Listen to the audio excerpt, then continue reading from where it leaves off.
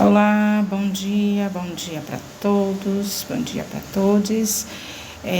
Como é que vocês estão? Espero que estejam todos muito bem, né? Que a semana tenha começado com muita saúde, com boas notícias para todos. Hoje eu vim aqui com uma reflexão, né, acerca, né, das relações familiares, né? Pergunto a cada um de vocês, como é que está a sua relação com o seu pai, com sua mãe, com os seus irmãos, os carnais, né? Como é a relação de vocês, né? O que que você, da relação e da criação que você teve, você pretende repassar, e aquilo que você não viu que não deu certo e que você gostaria de mudar para os seus, né? Quando você for pai ou mãe, né, dos seus filhos, né? A mesma coisa eu pergunto a respeito de como é que vai a sua relação, né, com o seu baba, com a sua iá, né, com os seus irmãos de santo, com o seu irmão. Como é que vai essa relação? Porque a gente tem percebido que cada vez mais, né, há uma reprodução da criação familiar, das relações familiares carnais, com a relação que tem se visto nos terreiros de candomblé, né?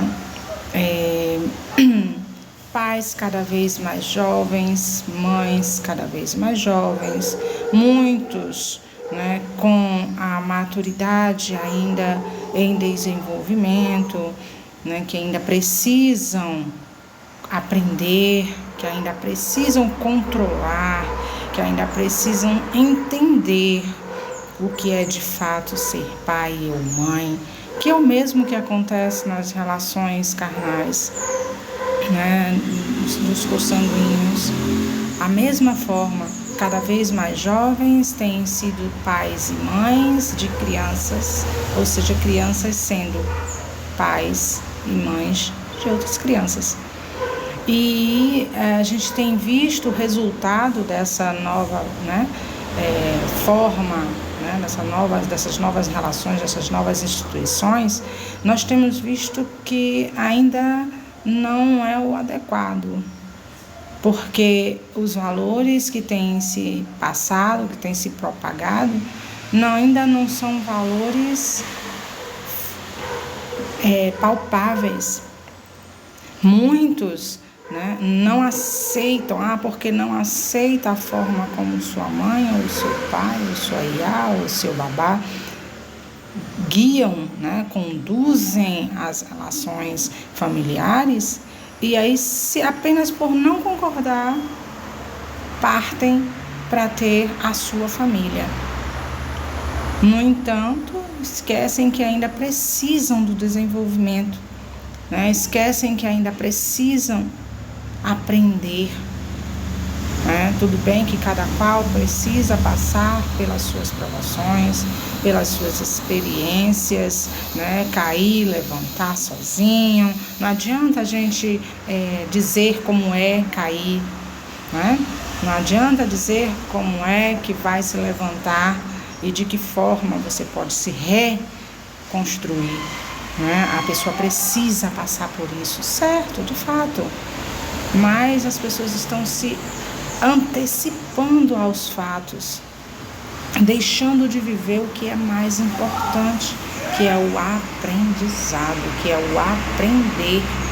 A coisa mais bonita do que você ser filho, do que você ser criança, do que você aproveitar a sua infância, os momentos da sua infância, porque depois que a gente cresce, depois que a gente vira adulto, depois que a gente tem a vida adulta, né, a gente fica se perguntando, poxa, eu deveria ter aproveitado mais a minha infância, né? Eu deveria ter aproveitado mais enquanto eu podia, porque as responsabilidades de quando você tem a vida adulta, elas não só triplicam, elas se quadruplicam, até milimultiplicam. E aí a gente fica, né, no impulso, tentando resolver as coisas da vida adulta, e termina muitas vezes cometendo erros, repetindo erros dos nossos pais, e muitas vezes agravando esses erros por falta de maturidade, por falta de experiência. Existe coisa mais linda do que você ser abiã, né? Do que você chegar no Ilê Axé e sem conhecer nada, sem saber como é que funcionam as coisas, e aprendendo aos poucos, né?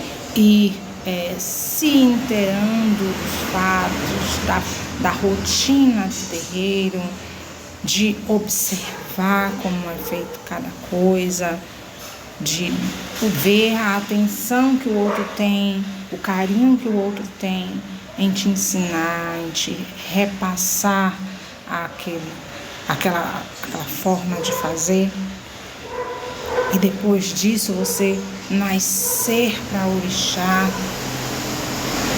de fato despertar o orixá que está em você da forma mais pura, mais singela, mais única, né? Porque cada pessoa tem a sua forma, o seu jeito. O orixá manifesta na vida de cada um de forma singular.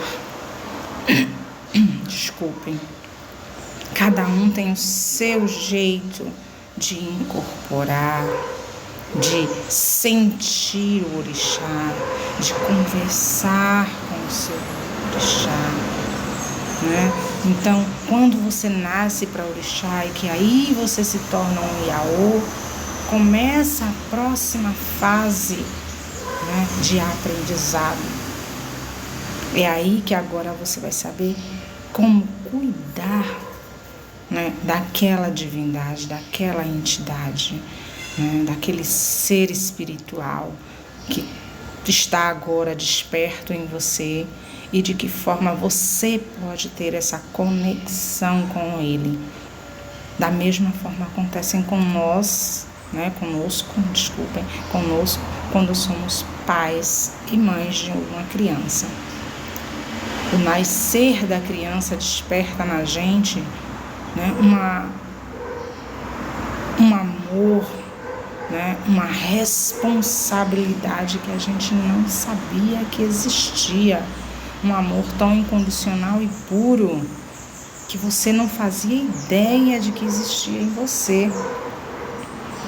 E o cuidar, né? E com o passar do tempo, que você vai convivendo com essa criança, que você vai conhecendo como é que é essa criança, as manias, né? Os denguinhos, as birras, você vai começando a aprender a lidar com aquela criança, né? A lidar com a sua rotina e com a rotina dela, fazer com que as rotinas se encaixem e que não falte tempo nem para você, nem para ela. É da mesma forma nos nossos Ilês Axés. E a gente não tem se dado o tempo que a gente merece para aprender a lidar com tudo isso. As pessoas têm atropelado, né? Estão sendo pais e mães de santo pela internet, comprando apostilas, pulando de galho em galho, de Ilê Axé em Ilê Axé, de pai de santo e mãe de santo, né? Porque aquele pai, aquela mãe de santo disse para ele que para que ele possa ser, não é porque eu tenho nos meus caminhos, né, o ser Ialorixá, o Babalorixá, que eu vou frequentar o Ilê Axé e já vou ser um Aiá ou um Baba.